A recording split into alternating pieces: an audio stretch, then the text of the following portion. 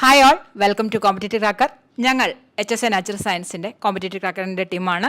അപ്പോൾ ഇന്ന് ഞങ്ങളിവിടെ കൂടിയിരിക്കുന്നത് 2024 നോട്ടിഫിക്കേഷൻ വരാൻ പോകുന്ന HSA എക്സാമിന് എന്തെല്ലാമാണ് അക്കാദമിക് പ്ലാനിംഗ് എന്ന് നിങ്ങളുമായിട്ട് ഡിസ്കസ് ചെയ്യാനാണ്. അപ്പോൾ എന്തെല്ലാമാണ് മിസ്സേ പുതിയ നമ്മുടെ പ്ലാനിങ്ങിനെ കുറിച്ചൊന്ന് പറയും. മിസ്സേ, നമുക്ക് ആദ്യം നമ്മുടെ സിലബസ് വെച്ച് നോക്കാം. നാച്ചുറൽ സയൻസിൻ്റെ സിലബസ് എന്ന് പറയുമ്പം 2 പാർട്ടായിട്ടാണ് വരുന്നത്. Part A, part B. Part A എന്ന് പറയുന്നത് ജനറൽ പേപ്പറാണ്. 20 മാർക്കിൻ്റെ ക്വസ്റ്റ്യനാണ് അതിനകത്തുനിന്ന് വരുന്നത്. നമുക്കത് ഇംഗ്ലീഷിൽ എഴുതാൻ പറ്റും. പാർട്ട് ബി എന്ന് പറയുന്നത് നമ്മുടെ കോർ സബ്ജക്റ്റാണ്. അതിനകത്ത് സുവോളജിയും ബോട്ടണിയും വരുന്നുണ്ട്. നമ്മൾക്ക് ഏറ്റവും ഡിഫിക്കൽട്ടായിട്ട് വരുന്നൊരു കാര്യം എന്ന് പറഞ്ഞാൽ ഇത് മലയാളത്തിലാണ് നമ്മൾ എഴുതേണ്ടി വരുന്നത്. നമ്മൾ പഠിക്കുന്നത് ഇംഗ്ലീഷിലും നമ്മൾ എക്സാം എഴുതേണ്ടി വരുന്നത് മലയാളത്തിലാവുമ്പോൾ വരുന്ന ഒരു വലിയൊരു പ്രശ്നമാണ് നമ്മളിവിടെ ഫേസ് ചെയ്യുന്നത്. അപ്പോൾ അതെങ്ങനെ നമുക്ക് ഡീറ്റെയിൽ ആയിട്ട് പഠിക്കാം എന്നുള്ളത് നമുക്ക് സ്വാഗി മിസ്സിനോട് ചോദിക്കാം. സ്വാഗി മിസ്സേ, അതെങ്ങനെ നമുക്ക് കൈകാര്യം ചെയ്യാം?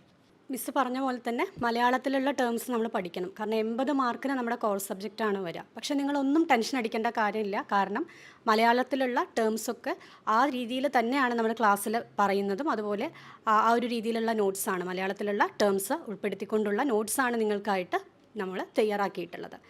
അപ്പോൾ പാർട്ട് ബിയിൽ കോർ സബ്ജക്റ്റാണ് ബോട്ടണി, സുവോളജി വരുന്നത് നമ്മൾ പറഞ്ഞു. ഇതിൽ 8 മൊഡ്യൂൾസാണ് നമുക്ക് ഉള്ളത്. ടോട്ടൽ 8 മൊഡ്യൂൾസാണുള്ളത്.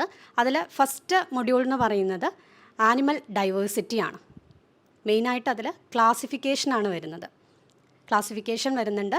പിന്നെ അത് കഴിഞ്ഞ് കുറച്ച് നമ്മുടെ ഡിഗ്രിയിൽ പഠിച്ചിട്ടുള്ള കാര്യങ്ങളായിട്ടുള്ള വെനമസ് ആൻഡ് നോൺ വെനമസ് സ്നേക്സുകളെ കുറിച്ച്, അതുപോലെ മൈഗ്രേഷൻ ഇൻ ബേർഡ്സ്, അങ്ങനെ കുറച്ച് ടോപ്പിക്സാണ് ഇതിൽ വരുന്നത്.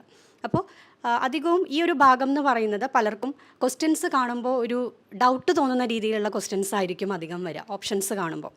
ഓക്കെ, അപ്പോൾ അതിന് നമ്മൾ പഠിക്കേണ്ടത് എങ്ങനെയാണെന്ന് വെച്ചാൽ ക്ലാസിഫിക്കേഷൻ നമ്മൾ പഠിക്കുമ്പോൾ ഒന്ന് പ്രത്യേകം ശ്രദ്ധിച്ച് തന്നെ പഠിക്കണം. അല്ലെങ്കിൽ എക്സാം എഴുതുന്ന സമയത്ത് നിങ്ങൾക്ക് കൺഫ്യൂഷൻ വരും. പലരും ബോട്ടണി സബ്ജക്റ്റ് എടുത്തവരൊക്കെ കുറച്ചൊരു ബുദ്ധിമുട്ടായിട്ട് ഈ ഒരു ഭാഗം പറയാറുണ്ട്. നിങ്ങൾ ടെൻഷൻ ആവേണ്ട കാര്യമൊന്നുമില്ല. അപ്പോൾ പഠിക്കുമ്പോൾ ഈ ഒരു രീതിയിൽ പഠിക്കുക. അതായത് ഓരോ ഫൈലും നമ്മൾ പഠിക്കുമ്പോഴും ആ ഫൈലത്തിൻ്റെ ഒരു ഓർഗാനിസത്തെ ആദ്യം നമ്മൾ മനസ്സിൽ കാണാം. ഓക്കെ, എന്നിട്ട് ആ ഒരു ആനിമലിനെ കുറിച്ച് അതിൻ്റെ സാലിയൻ ഫീച്ചേഴ്സ് നമ്മൾ കംപ്ലീറ്റ് ആയിട്ട് പഠിക്കുക. സാലിയൻ ഫീച്ചേഴ്സ് പഠിക്കുന്നതോടൊപ്പം അതിൽ വരുന്ന മറ്റ് എക്സാമ്പിൾസിനെ കുറിച്ചും പഠിക്കുക. മറ്റൊരു കാര്യം പറയാനുള്ളത്, സാലിയൻ ഫീച്ചേഴ്സ് ഒരുപാട് ഫീച്ചേഴ്സ് ഉണ്ട്. അതിൽ കോമൺ ആയിട്ട് വരുന്ന ഒരുപാട് ഫീച്ചേഴ്സ് ഉണ്ട് ഓരോ ഫൈലത്തിനും. അപ്പോൾ അത് പഠിക്കുമ്പോൾ ഓരോ ഫൈലത്തിനും വരുന്ന യുണീക്കായിട്ടുള്ള ഫീച്ചേഴ്സ് ഉണ്ട്. അതാണ് ആ ഒരു പോയിൻ്റാണ് നമുക്ക് സാധാരണ എക്സാമിന് ചോദിച്ചു കണ്ടിട്ടുള്ളത്. ഓക്കെ, അപ്പോൾ ആ ഒരു പോയിൻ്റ് നമ്മൾ പ്രത്യേകം നോട്ട് ചെയ്ത് തന്നെ പഠിക്കുക. ഇതുപോലെ ക്ലാസിഫിക്കേഷൻ നമ്മുടെ ബോട്ടണിയിലും വരുന്നുണ്ട് അല്ലേ മിസ്സേ? അപ്പോൾ പ്രമദ മിസ്സ് ഒന്ന് പറയും. നമ്മളുടെ 8 മൊഡ്യൂൾസാണുള്ളത്. അപ്പോൾ അതിൽ 5 മുതൽ 8 വരെയുള്ള 4 മൊഡ്യൂൾസ് ബോട്ടണിയായിട്ട് ബന്ധപ്പെട്ട് വരുന്നതാണ്. അപ്പോൾ ബോട്ടണിയായിട്ട് ബന്ധപ്പെട്ട് വരുമ്പോൾ നമുക്ക് മൈക്രോബയോളജി, ലൈക്കനോളജി, മൈക്കോളജി, ഇതിലൊക്കെ ഒരുപാട് ക്ലാസിഫിക്കേഷൻ വരുന്നതാണ്. അപ്പോൾ അതിൻ്റെ എക്സാമ്പിൾസ് ഓർത്ത് വയ്ക്കണം. അതേപോലെ തന്നെ മോർഫോളജി, അപ്പോൾ നമുക്ക് റൂട്ട് മോഡിഫിക്കേഷൻ, സ്റ്റെം മോഡിഫിക്കേഷൻ, ഇങ്ങനെയുള്ള കാര്യങ്ങളൊക്കെ വരുന്നുണ്ട്. അപ്പോൾ അതിൻ്റെയും എക്സാമ്പിൾസും അതിന് ഓരോന്നിൻ്റെയും ഫീച്ചേഴ്സും നമ്മൾ മനസ്സിലാക്കി പഠിക്കണം. അതിന് വേണ്ട പ്രധാന കാര്യം എന്ന് പറയുന്നത് റിവൈസ് ചെയ്യുക എന്നുള്ളതാണ്. ഒറ്റയടിക്ക് നമുക്ക് പഠിക്കാൻ പറ്റില്ല. പക്ഷെ പഠിക്കുന്ന കാര്യം കണ്ടിന്യൂസ് ആയിട്ട് റിവൈസ് ചെയ്യണം. അപ്പോഴേ നമുക്കത് മനസ്സിൽ നിൽക്കുള്ളൂ. നമ്മുടെ ഉദ്യോഗാർത്ഥികൾ പലരും പല യൂണിവേഴ്സിറ്റിയിൽ നിന്നായിരിക്കും അല്ലേ. അപ്പോൾ സിലബസിൽ ചില വ്യത്യാസങ്ങളൊക്കെ ഉണ്ടാകും. അപ്പോൾ അതെങ്ങനെ അവർക്ക് ഓവർകം ചെയ്യാൻ പറ്റും? നമുക്കറിയാം കേരളത്തിൽ പല യൂണിവേഴ്സിറ്റികളുണ്ട് അല്ലേ. ഈ പല യൂണിവേഴ്സിറ്റിയിലെയും സിലബസ് എന്ന് പറയുന്നത് ചില ഡിഫറൻസ് ഒക്കെ ഉണ്ടാവും. ഒരുപാട് വാസ്റ്റ് ഡിഫറൻസ് ഒന്നും ഉണ്ടാവില്ല, പക്ഷേ എന്നാലും കുറച്ച് ഡിഫറൻസ് ഒക്കെ ഉണ്ടാവും. ചിലപ്പോൾ MG യൂണിവേഴ്സിറ്റിയിലുള്ള പല കണ്ടന്റുകളും ചിലപ്പോൾ കേരള യൂണിവേഴ്സിറ്റിയിൽ ഉണ്ടാവില്ല, അല്ലെങ്കിൽ കേരള യൂണിവേഴ്സിറ്റിയിലുള്ള പല കണ്ടന്റും ചിലപ്പോൾ MG ഉണ്ടാവില്ല, അല്ലെങ്കിൽ മറ്റുള്ള ഏതെങ്കിലും ഒരു യൂണിവേഴ്സിറ്റിയിലെ സിലബസിനകത്ത് ഉണ്ടാവില്ലായിരിക്കും അല്ലേ. അപ്പോൾ നിങ്ങൾ അതൊന്നും ഓർത്ത് ടെൻഷൻ അടിക്കുകയും വേണ്ട. പക്ഷേ ഈ ഒരു സിലബസ് ഞാൻ MG മാത്രമാണ് പഠിച്ചത്, ആ MG മാത്രമേ ക്വസ്റ്റ്യൻ വരുള്ളൂ എന്നൊന്നും വിചാരിക്കരുത്. നിങ്ങൾ എല്ലാ യൂണിവേഴ്സിറ്റിയെയും കണക്കിലെടുത്തിട്ടായിരിക്കും നമുക്കൊരു PSC ഒരു ക്വസ്റ്റ്യൻ പേപ്പർ തയ്യാറാക്കുക. അപ്പോൾ നമ്മളിവിടെ കൊടുക്കുന്ന നോട്ട്സും ക്ലാസ്സും ഈ എല്ലാ സിലബസുകളും ഉൾപ്പെടുത്തിയിട്ടുള്ളതായിരിക്കും, അത് മലയാളത്തിൽ. മിസ്സേ, ഇപ്പോൾ മിസ്സിന് നോട്ടിൻ്റെ കാര്യം പറഞ്ഞല്ലോ. അപ്പോൾ നമുക്ക് എങ്ങനെ നല്ലൊരു നോട്ട് HSCക്ക് വേണ്ടിയിട്ട് പ്രിപ്പയർ ചെയ്യാം? അത് നമുക്കൊന്ന് അവരുടെ അടുത്ത് ഷെയർ ചെയ്താലോ? ഇപ്പോൾ നോട്ടിൻ്റെ കാര്യം പറഞ്ഞപ്പോഴത്തേക്കും നമ്മൾ എന്തായാലും ഇവിടുന്ന് ഒരു PDF നോട്ട് തരും അല്ല. ഏത് ക്ലാസ് എടുത്താലും ആ ക്ലാസ്സിനെ കുറിച്ചുള്ള ഒരു കംപ്ലീറ്റ് നോട്ട് ഞങ്ങൾ നിങ്ങൾക്ക് തരും. അതിനകത്തൊരു 80% അതിനകത്ത് കണ്ടന്റ് ഉണ്ടായിരിക്കും അല്ലേ. എന്നാലും 20% പിന്നെ ബാക്കി കിടക്കുകയാണ്. നമുക്കിപ്പോൾ എവിടെ നിന്നാണ് ക്വസ്റ്റ്യൻ വരിക, അല്ലെങ്കിൽ ഏത് രീതിയിലാണ് ക്വസ്റ്റ്യൻ ചോദിക്കുകയെന്നൊന്നും നമുക്ക് പറയാൻ പറ്റില്ല. അപ്പോൾ നമ്മൾ എന്ത് ചെയ്യണമെന്ന് വെച്ചാൽ, നിങ്ങൾ എന്തായാലും നമ്മളിപ്പോൾ ഒരു PDF നോട്ട് തന്നു കഴിഞ്ഞാൽ കൂടിയും നിങ്ങൾ എന്ത് ചെയ്യണം, നിങ്ങൾ തീർച്ചയായിട്ടും അതിനൊരു നോട്ട് ഉണ്ടാക്കണം. നമുക്കൊരു എപ്പോഴും നമ്മളെ എപ്പോഴും സഹായിക്കാൻ നമ്മുടെ ഹാൻഡ് റിട്ടൺ കോപ്പീസ് ആയിരിക്കും അല്ലേ. എപ്പോഴും ഒരു ബുക്ക് എടുക്കുക, ആ ബുക്കിനകത്ത് ഇപ്പോൾ നമ്മൾ ഫൈലത്തിനെ കുറിച്ചാണ് നോട്ട് എഴുതുന്നതെന്ന് വിചാരിക്കുക. ആ ഫൈലത്തിനെ കുറിച്ച് നോട്ട് എഴുതുമ്പോൾ എപ്പോഴും ഒരു 3 പേജസ് അവിടെ ഇട്ടേക്കണം. എന്തിനു വേണ്ടിയിട്ടാണ്? നമുക്ക് എവിടെ നിന്ന് വേണമെങ്കിലും എപ്പോൾ വേണമെങ്കിലും പുതിയൊരു ഇൻഫർമേഷൻ കിട്ടാം. ഇപ്പോൾ നമ്മൾ തന്ന നോട്ടിനേക്കാളും കുറച്ച് അല്ലെങ്കിൽ അതിനേക്കാളും കുറച്ചും കൂടെ കൂടുതൽ നിങ്ങൾ എവിടെയെങ്കിലും വായിക്കുന്നതോ അല്ലെങ്കിൽ നിങ്ങൾ നെറ്റിൽ നിന്ന് കാണുന്നതോ ഒക്കെ ആവാം. അപ്പോൾ ആ നോട്ട് കൂടി കംപ്ലീറ്റ് അല്ലെങ്കിൽ എഴുതി എടുത്തിട്ട് വേണം നിങ്ങൾ ആ നോട്ട് കംപ്ലീറ്റ് ചെയ്യാനായിട്ട്. കാരണം ഒരു പുതിയ ഇൻഫർമേഷൻ കിട്ടുമ്പോഴത്തേക്കും നമ്മൾ വേറെ ഏതെങ്കിലും ഒരു ബുക്കിൻ്റെ സൈഡിലോ അങ്ങനെയൊന്നും അല്ല എഴുതിയെടുക്കണം. നമ്മൾ എഴുതുന്ന ഒരു നോട്ടെന്ന് പറയുന്നത് എപ്പോഴും പക്കയായിരിക്കണം. നമ്മൾ എപ്പോൾ എവിടെ വെച്ച് നോക്കിയാലും നമ്മുടെ സംശയങ്ങളെല്ലാം തീർത്തക്ക രീതിയിലുള്ളതായിരിക്കണം നമ്മുടെ നോട്ടെന്ന് പറയുന്നത്. അപ്പോൾ നിങ്ങൾ നോട്ട് തയ്യാറാക്കുമ്പോൾ ഇല്ലെങ്കിൽ നമ്മൾ തരുന്ന നോട്ട് നിങ്ങളുടെ വീഡിയോ ക്ലാസ് കണ്ട് നോട്ട് തയ്യാറാക്കുമ്പോൾ ആ തയ്യാറാക്കുന്ന നോട്ടിനകത്ത് എപ്പോഴും എന്ത് ചെയ്യണം? കുറച്ച് പേജസ്, ഒരുപാട് പേജസ് വിടണമെന്നല്ല, ഒരു 3 അല്ലെങ്കിൽ 2-3 പേജസ് എങ്കിലും വിട്ടിട്ട് വേണം നിങ്ങൾ നോട്ട് തയ്യാറാക്കാനായിട്ട്. അപ്പോൾ സാദിമിസേ എന്തെല്ലാമാണ് നമുക്കിപ്പോൾ കുറേ പോർഷൻസ് ഉണ്ട് അല്ലേ. നമുക്ക് 8 മൊഡ്യൂൾസ് ഉണ്ട്. ഈ 8 മൊഡ്യൂൾസിനകത്ത് കുറേയൊക്കെ വളരെ ഈസി ആയിട്ട് ജനറലായിട്ട് പഠിച്ചു പോകാവുന്ന കുറച്ച് സിലബസ് ഉണ്ട്.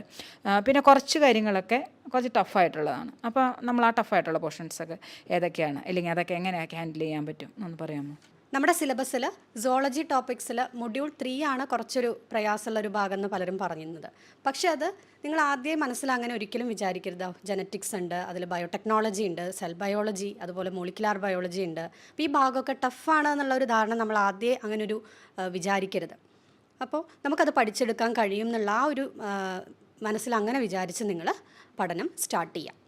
അപ്പോൾ ഇത് നിങ്ങൾ ഒന്നെങ്കിൽ നിങ്ങൾ ആ ഒരു പഠിച്ച മെത്തേഡിൻ്റെ ആ ഒരു പ്രശ്നം കൊണ്ടായിരിക്കാം നിങ്ങൾക്കതൊരു ടഫായിട്ട് തോന്നുന്നത്, അല്ലെങ്കിൽ നിങ്ങൾ കേട്ടിട്ടുള്ള ക്ലാസ്സുകളുടെ എന്തെങ്കിലും ആ ഒരു പ്രശ്നം കൊണ്ടായിരിക്കാം നിങ്ങൾക്ക് ഇപ്പോൾ അതൊരു ടഫായിട്ട് തോന്നുന്നത് ആ ഭാഗങ്ങളൊക്കെ.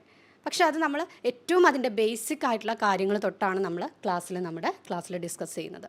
അപ്പോൾ ഈ ബയോടെക്നോളജി ആണെങ്കിലും അതുപോലെ തന്നെ ജനറ്റിക്സ് ആണെങ്കിലും ഒക്കെ ബയോ ഇൻഫോർമാറ്റിക്സ് ആണെങ്കിലും എല്ലാം അതിൻ്റെ ബേസിക് ആയിട്ടുള്ള കാര്യങ്ങളാണ് ആദ്യം നമ്മൾ പറഞ്ഞു പോകുന്നത്. അപ്പോൾ ആ സ്റ്റാർട്ടിങ് തൊട്ടുള്ള കാര്യങ്ങൾ പറഞ്ഞ് ക്ലാസ്സും നോട്ട്സും ഒക്കെ ആകുമ്പോൾ നിങ്ങൾക്കതൊരു ഈസി ആയിട്ട് തന്നെ പഠിച്ചെടുക്കാൻ സാധിക്കും. ഇതുപോലെ തന്നെ ബോട്ടണിയിലും കുറച്ച് ടോപ്പിക്സ് ഉണ്ടല്ലേ മിസ്സേ? ബോട്ടണിയിൽ ടഫായിട്ട് ഏരിയ വരുന്നത് മൊഡ്യൂൾ 6 അതായത് സിസ്റ്റമാറ്റിക്സ്, പ്ലാന്റ് അനാറ്റമി, എംബ്രിയോളജി, ഈ ഭാഗങ്ങളിലൊക്കെ ഒരുപാട് ഡിവിഷൻസ് വരുന്നുണ്ട്, അതായത് എക്സെപ്ഷൻസ് ഒക്കെ വരുന്നുണ്ട്. അപ്പോൾ ആ ഏരിയ ഒക്കെ നന്നായിട്ട് മനസ്സിലാക്കി വേണം പഠിക്കാൻ. നമുക്ക് 7 മുതൽ ഡിഗ്രി വരെയുള്ള ടെക്സ്റ്റ് ബുക്കുകൾ നമുക്ക് റെഫർ ചെയ്യാം.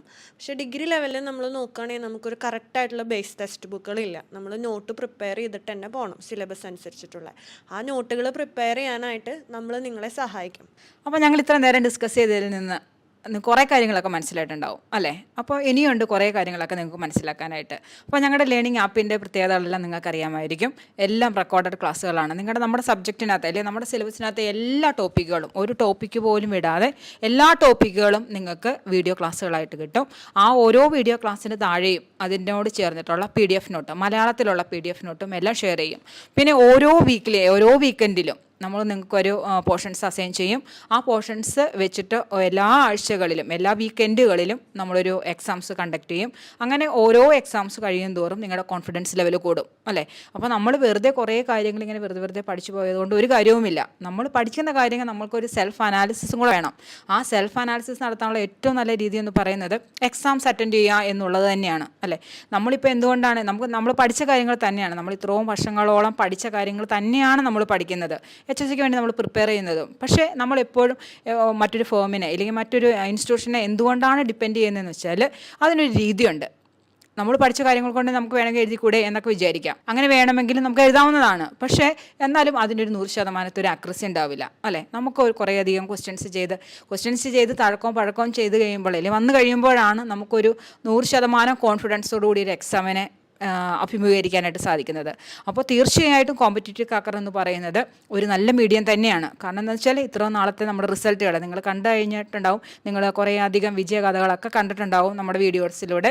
കഴിഞ്ഞ പ്രാവശ്യത്തെ പാലക്കാടിൻ്റെ 1ാം റാങ്കുകാരൻ മുതൽ ബാക്കിയുള്ള എല്ലാ റാങ്കുകളും ഒരുപാട് റാങ്കുകൾ നേടിക്കൊടുക്കാൻ കഴിഞ്ഞിട്ടുള്ള ആത്മവിശ്വാസത്തോടുകൂടി തന്നെയാണ് ഞങ്ങൾ നിങ്ങളുടെ മുമ്പിലിരിക്കുന്നത്.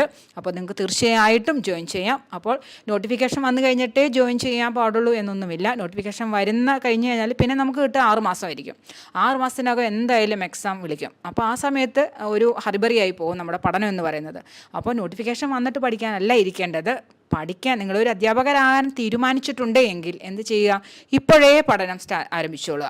അല്ലേ? എല്ലാം ലാസ്റ്റ് നിമിഷത്തോട്ട് മാറ്റിവെക്കുക എന്ന് പറയുന്നത് നമ്മൾ കുറേ പേരുടെയെങ്കിലും ഒരു ശീലമായിരിക്കും. അങ്ങനെയല്ല വേണ്ടത്. ഒരു മികച്ച റാങ്ക് എന്ന് വെച്ചാൽ ആദ്യത്തെ ഒരു 20-ലെങ്കിലും എത്തിയാലാണ് നമുക്ക് ഫസ്റ്റ് ടൈം തന്നെ എന്തിലോട്ട് എത്താൻ കഴിയുക, നമുക്കൊരു അഡ്വൈസ് ആദ്യത്തെ ടേണിൽ തന്നെയുള്ള അഡ്വൈസ് നമുക്ക് കിട്ടുക. അപ്പോൾ ആ 20-ലോട്ട് എത്താൻ വേണ്ടിയിട്ടാവണം നമ്മൾ പ്രയത്നിക്കുന്നത്. അപ്പോൾ അതിനെന്ത് ചെയ്യണം? ഏറ്റവും ആദ്യം തന്നെ പഠിച്ചു തുടങ്ങുക എന്നുള്ളതാണ്. നോട്ടിഫിക്കേഷൻ വരും, എന്തായാലും ഡിസംബർ ആകുമ്പോഴത്തേക്കും നോട്ടിഫിക്കേഷൻ വരും. അപ്പോഴേക്കും നമ്മൾ എന്ത് ചെയ്തോണം? കുറേ പോർഷൻസ് എല്ലാം നമ്മൾ പഠിച്ചു കഴിഞ്ഞിട്ടുണ്ടാവണം. 2024 HSC നാച്ചുറൽ സയൻസിൻ്റെ പുതിയ ബാച്ച് ആരംഭിച്ചിട്ടുണ്ട്. അപ്പോൾ നോട്ടിഫിക്കേഷൻ വരാൻ കാത്തിരിക്കേണ്ട, എത്രയും വേഗം ജോയിൻ ചെയ്യുക, പഠിച്ചു തുടങ്ങുക.